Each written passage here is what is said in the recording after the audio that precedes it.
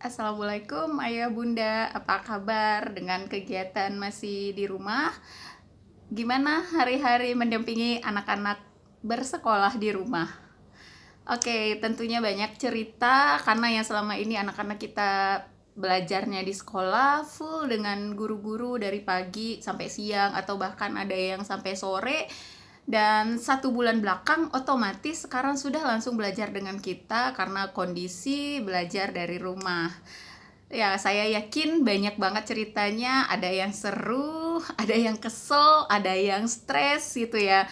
Tapi saya berharap jangan sampai stres. Apalagi dua-duanya stres. Orang tuanya stres, anaknya juga stres. Karena stres itu akan menurunkan imunitas tubuh.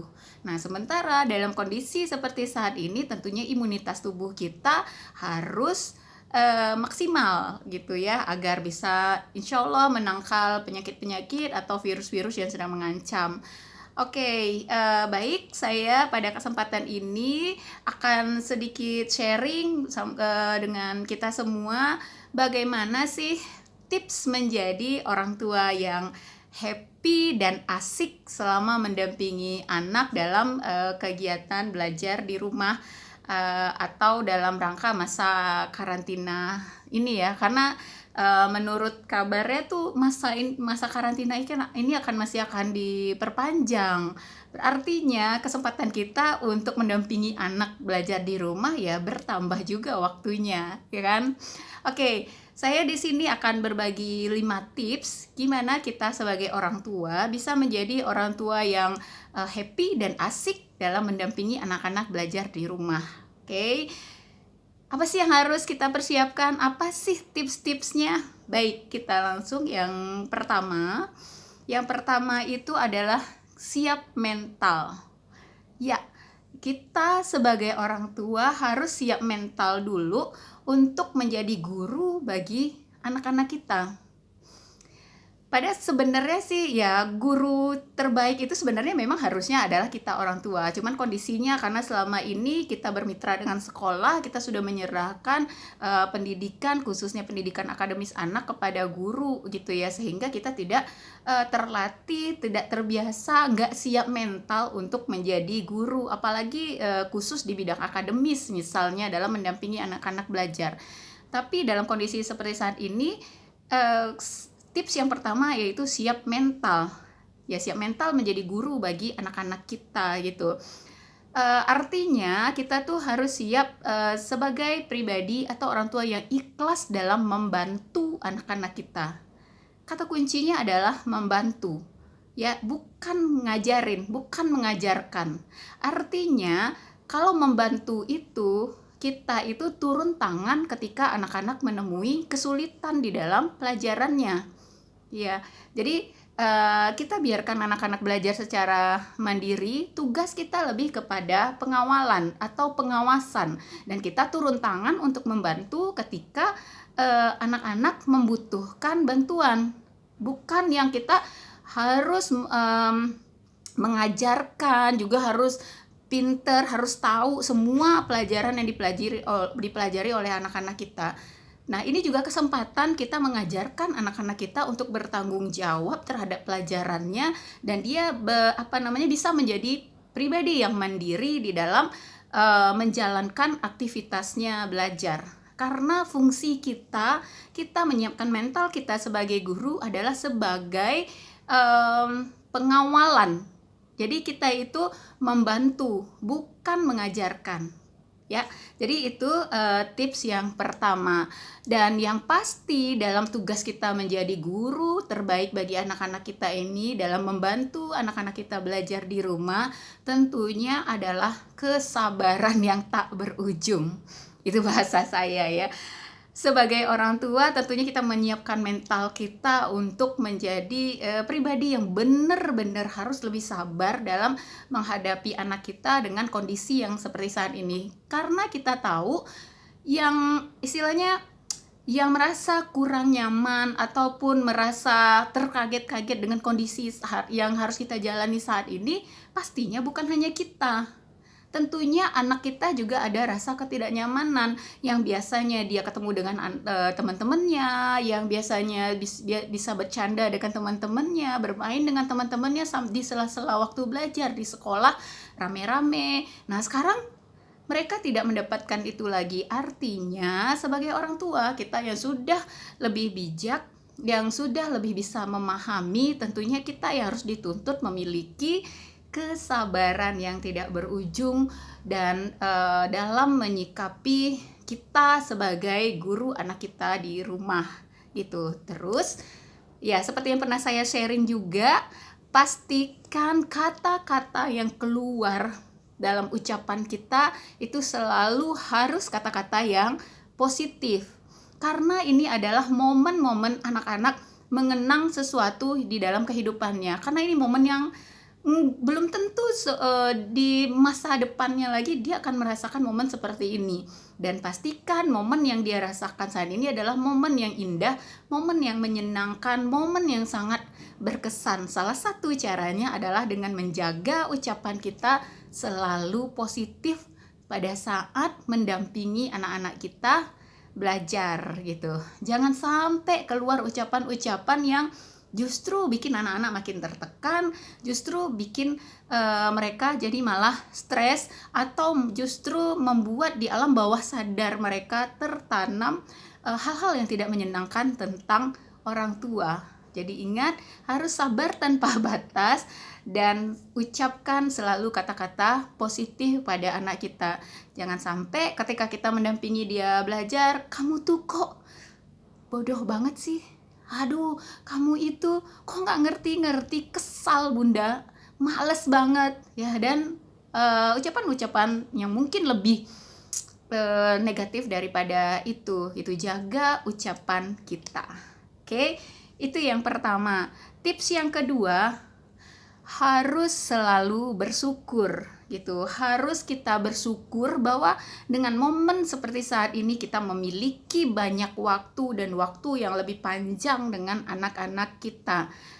Dan satu hal yang harus kita pastikan, dengan waktu yang panjang, waktu kebersamaan yang banyak dengan anak-anak ini, pastikan itu adalah waktu yang berkualitas. Ya, berkualitas artinya kita isi kesempatan ini dengan hal-hal yang benar-benar akan bermanfaat buat anak-anak gitu. Terus apalagi ya, misalnya kita memastikan kepada anak bahwa dia sudah mandiri terhadap hal-hal yang berhubungan misalnya dengan life skill, ataupun sudah bisa mandiri dalam belajar sendiri. Itu yang harus kita perhatikan dan harus kita jamin kualitasnya itu benar-benar sudah maksimal dalam atau di bawah pendampingan kita gitu. Kemampuan life skillnya bagaimana, kemampuan kemandiriannya dalam belajar akademis di rumah seperti apa, seperti itu. Jadi maksimalkan waktu kebersamaan ini dan pastikan waktu itu terlewati dengan kualitas yang baik. Oke, itu baru tips yang kedua. Oke, tips yang ketiga, pada dasarnya kegiatan di sekolah itu atau kurikulum yang ada di sekolah itu adalah bagian dari pendidikan anak-anak kita. Artinya ada bagian lain yang lebih penting. Nah, bagian lebih penting ini apa? Bagian yang lebih penting itu adalah pendidikan yang diterapkan oleh kita sendiri, orang tuanya. Jadi kita tuh hanya berpartner dengan sekolah. Sekolah melakukan tugas dalam menerapkan pendidikan di bidang akademis kepada anak-anak kita. Nah, kita menerapkan berbagai hal yang menurut nilai-nilai di dalam keluarga atau nilai-nilai di dalam diri kita sebagai orang tua yang ingin kita tanamkan kepada anak kita sendiri gitu. Jadi ya kita tuh dengan sekolah hanya berpartner, bukan sepenuhnya kurikulum atau silabusnya itu kita serahkan kepada sekolah gitu. Nah, ini kesempatan kita untuk membuat kurikulum atau silabus versi kita sendiri sebagai orang tua gitu. Nah, silabus apa? Nah, tetapkan, kalau di saran saya sih tetapkan satu project satu hari kepada anak. Satu project satu hari ini apa? Nah, misalnya kita ingin menerapkan atau meningkatkan kemampuan dia di bidang akademis gitu. Nah, berarti hari ini kita buat dalam silabus kita bahwa proyek hari ini adalah kemandirian di dalam belajar matematika gitu, atau lebih kreatif di dalam belajar matematika gitu. Nah, jadi proyek hari ini harus kita siapkan untuk anak kita bagaimana dia bisa belajar matematika dengan lebih baik, lebih mandiri, dan bisa lebih happy gitu. Nah, terus apa lagi? Mungkin besoknya kurikulumnya yang berhubungan dengan life skill misalnya. Ya, silabusnya kita buat atau programnya kita buat hari ini, berarti dia tugasnya adalah mencuci piring dan membersihkan kamar mandi misal gitu. Ya, pastikan itu berjalan dengan baik gitu. Terus hari ketiga apalagi gitu. Hari ketiga segala adalah pelajaran yang berhubungan dengan psikomotorik gitu. Nah, apa aktivitas-aktivitas yang berhubungan dengan fisik yang bisa dipelajari oleh anak kita di rumah gitu. Jadi kita tentukan juga gitu. Artinya silabusnya kita bikin sendiri atau kurikulumnya kita bikin sendiri. Cukup satu hari satu project aja. Ya, nah inilah kesempatan kita untuk lebih banyak menanamkan pembelajaran-pembelajaran seperti itu di luar pelajaran akademis. Dan kalau saya sih lebih menyarankan yang lebih penting adalah kurikulum nilai-nilai dari keluarga yang kita buat sendiri gitu. Artinya ya sudah, kita sesuaikan kurikulum yang dikasih sekolah semasa karantina ini dengan kurikulum yang kita buat gitu. Nah, itu masuknya ke poin keempat ya. Jadi poin keempat itu adalah berkomunikasi dengan guru. Nah, artinya ketika kita membuat program untuk anak di rumah selama masa karantina, itu kita komunikasikan dengan guru. Misalnya kita bilang, Ustazah atau Miss, saya selama masa karantina 1 bulan ini, saya sudah punya kurikulum dan target sendiri untuk anak saya.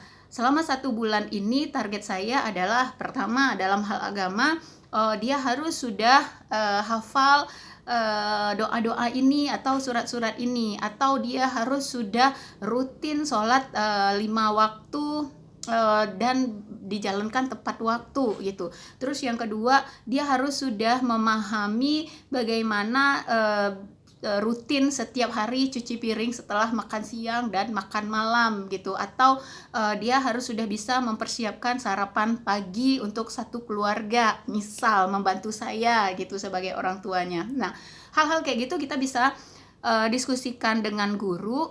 Dan berdasarkan kemarin kajian yang saya simak juga dari Ustadz Ajo Bendri Jayusman, beliau adalah pakar parenting secara Islami juga. Semestinya kurikulum di sekolah itu menyesuaikan dengan kurikulum kita sebagai orang tua di rumah.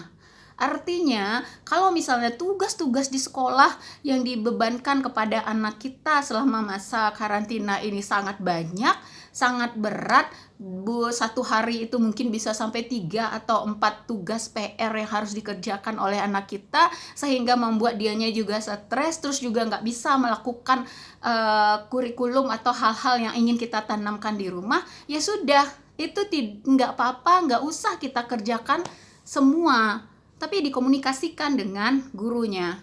Miss, mohon maaf, sepertinya saya hanya bisa mengerjakan tugas anak seperti ini gitu, karena saya mau fokus menanamkan pembelajaran ini dulu kepada anak saya gitu. Jadi itu dikomunikasikan, karena bagaimanapun ini benar-benar kesempatan kita menanamkan nilai-nilai keluarga kepada anak kita dan mengajarkan life skill atau problem solving kepada anak-anak kita yang umumnya itu tidak diajarkan di sekolah.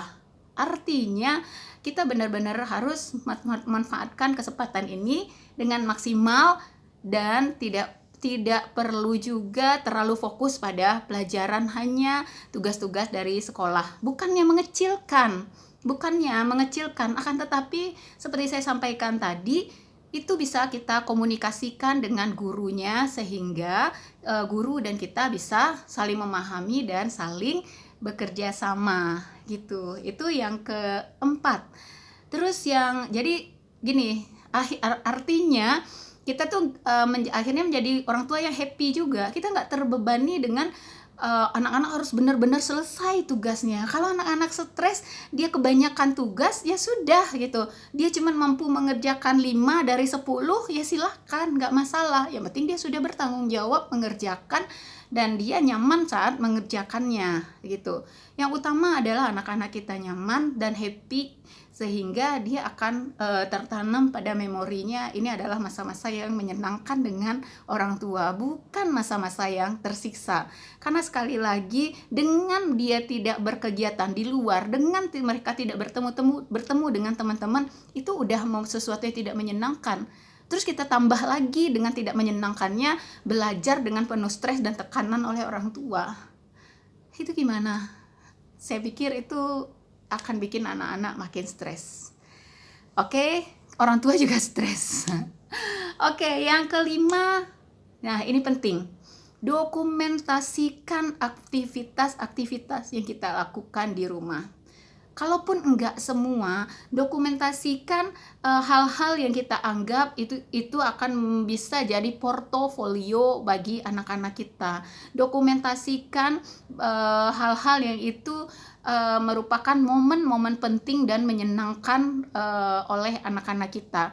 Lalu dokumentasi itu kita kumpulkan dalam sebuah portofolio, bisa berupa video atau kumpulan foto-foto yang itu merupakan semacam jejak pembelajaran bagi anak-anak kita, dan itu bisa dijadikan sebagai sebuah kenangan, bahkan bisa kita jadikan sebagai sebuah bukti prestasi dari anak-anak kita sendiri. Oke, itu sedikit sharing dari saya menjadi tips 5 tips menjadi orang tua yang happy dan asik selama masa karantina. Akhirnya saya ucapkan terima kasih. Assalamualaikum, sampai ketemu kembali.